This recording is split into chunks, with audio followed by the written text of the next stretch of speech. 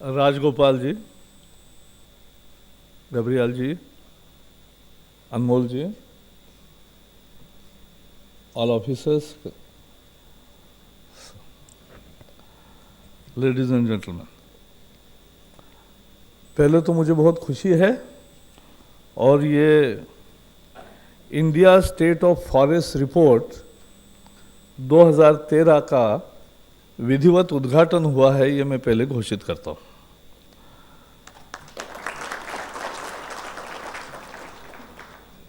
और उसका अनमोल जी ने बहुत अच्छा प्रेजेंटेशन भी दिया, तो अब मुझे लगा कि अब पढ़ने की ज़रूरत नहीं है, समझ आया। लेकिन जैसे हम ज़्यादा पढ़ेंगे तो जो भी जंगल, ज़मीन और जनता से प्यार करता है उसको ये बहुत महत्वपूर्ण है। और जैसे हम कहते हैं जल, जंगल, ज़मीन और जनता, तो सब जिसमें आते हैं उनके लिए बहुत अहम रिपोर्ट है। और मुझे खुशी इस बात की है कि हम एकमात्र देश है जो हर दूसरे साल में ये रिपोर्ट पेश करते हैं, और अमेरिका भी 5 साल में करती है, बाकी देश भी चाइना भी 4 साल में करता है, लेकिन we are the only country which is presenting this biennially. और इसलिए ये बहुत एक अच्छा रिपोर्ट है। इसमें सैटेलाइट इमेज भी है, ग्राउंड ट्रूथिंग भी है। यानी केवल सैटेलाइट इमेज से किया तो क्या होता है, वो 2 कमिटियों का हम तो रोज सुन रहे क्या क्या होता है, तो इसलिए ground truthing has to be done, और वो हो रहा है, तो मुझे उसकी खुशी है। लेकिन मैं आज मन को समझा रहा हूँ कि आज पार्लियामेंट चल रहा है, तो मिनिस्टर कोई बाहर घोषणा करे, ये फिर कल चिल्लाएंगे सब लोग कि ऐसा क्यों किया, तो वो बच के मैं आपको, लेकिन हमारी विचार प्रक्रिया क्या है, हम किस दिशा में जा रहे हैं, ये जरूर बताऊंगा। पहले तो हम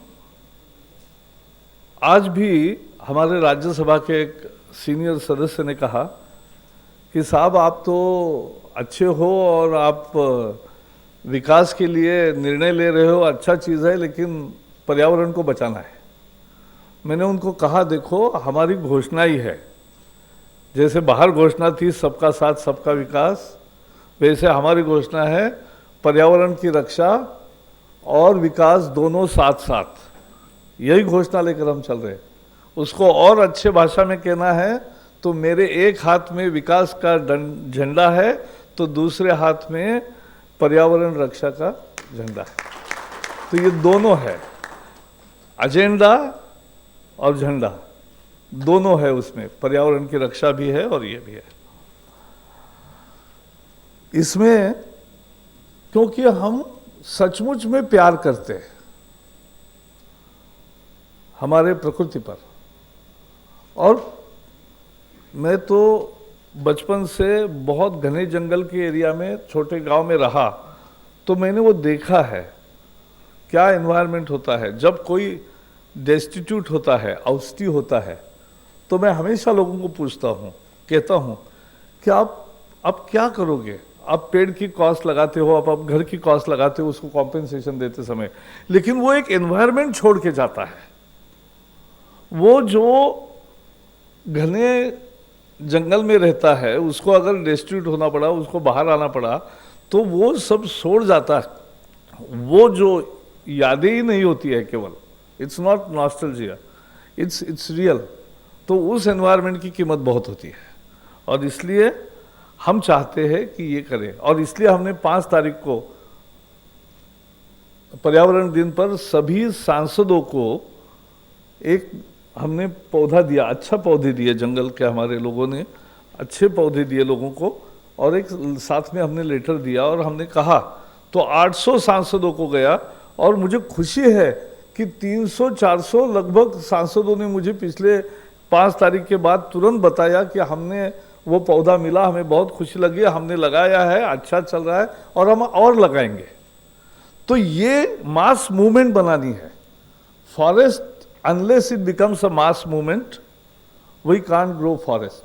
और आपके रिपोर्ट में भी आया है कि जहां जनता का सहभाग है, 2 स्लाइड्स में आपका बड़ा अच्छा था कि जो हिल स्टेट्स है और जो ट्राइबल्स है उसमें आपका जंगल बढ़ रहा है, क्योंकि अगर लोगों को साथ लोगे तो आपका ये बढ़ेगा। लोगों का और नॉर्थ ईस्ट में नहीं बढ़ रहा है तो ये एक चिंता का विषय है थोड़ा, क्योंकि इतना कम हुआ है, तो ये करना चाहिए। जैसे मैं हमेशा मानता हूं कि हर ऑकेजन जंगल की सेंसिटिविटी यानी सेंसिटाइजेशन के लिए हमें उपयोग करना चाहिए। अभी मैंने आपसे पूछा नहीं था कि इस कार्यक्रम को आप कैसे रचना कर रहे हैं। मैं करता, अगर हमारी बात होती तो मैं आपको बताता। इतने फॉरेस्ट के कोर्सेस, एनवायरनमेंट के कोर्सेस यूनिवर्सिटी में है, वहाँ सब जगह अपने पोस्टर लगाओ कि ये कार्यक्रम है, फॉरेस्ट रिपोर्ट आ रहा है, आएंगे उनको फॉरेस्ट रिपोर्ट देंगे, और सब भर जाता हॉल। पूरे स्टूडेंट्स आते, स्टूडेंट्स आएंगे, प्रोफेसर्स आएंगे, समाज के एनजीओज आएंगे, जो जंगल में काम करते हैं ऐसे एनजीओज है, उनको क्यों नहीं बुलाते? This is one of the important occasion biennial, और उसमें हम लोगों को बुलाएंगे, सक्रिय साथ देंगे। जैसे कल हमने गंगा मंथन किया, तो गंगा मंथन में देश भर से विशेषज्ञ आए, साइंटिस्ट आए, एनजीओ आए, टेक्नोक्रेट्स आए, एकेडमिक्स आए, पब्लिक रिप्रेजेंटेटिव्स आए, और जो रिलीजियस लीडर सभी रिलीजन के हैं जो गंगा पर प्यार करते, वो भी सब आए। तो ये सब मिलके होता है, जब जनता का मूवमेंट बनता है तब जाके होता है। और इसलिए मैं उदाहरण दूं, अभी यहां दिखाई रहे थे कि grazing is your problem. Grazing का प्रॉब्लम केवल उसी से समाप्त होता है, और दुनिया में कहीं नहीं ग्रेजिंग होता। वहां तो कंपाउंडेड ग्रेजिंग ग्राउंड्स है। आपके यहां भी पहले गायों को, और क्योंकि we have largest cattle population, वो खाएगी कहाँ? तो वो जंगल में चरने जाती है।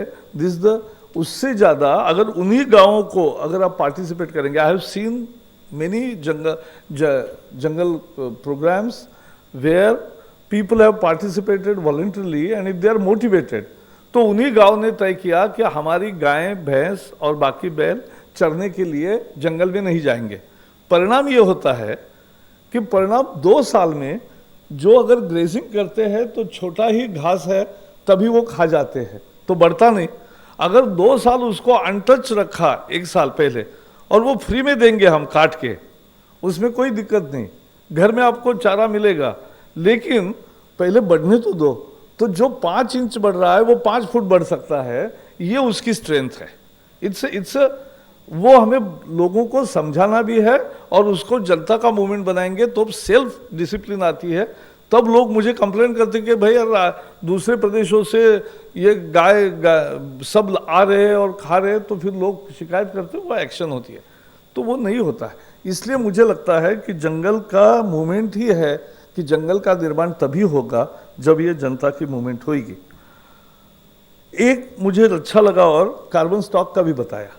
In climate change debate, we always go and tell the world that here is a country which is increasing its canopy, which is increasing its green cover.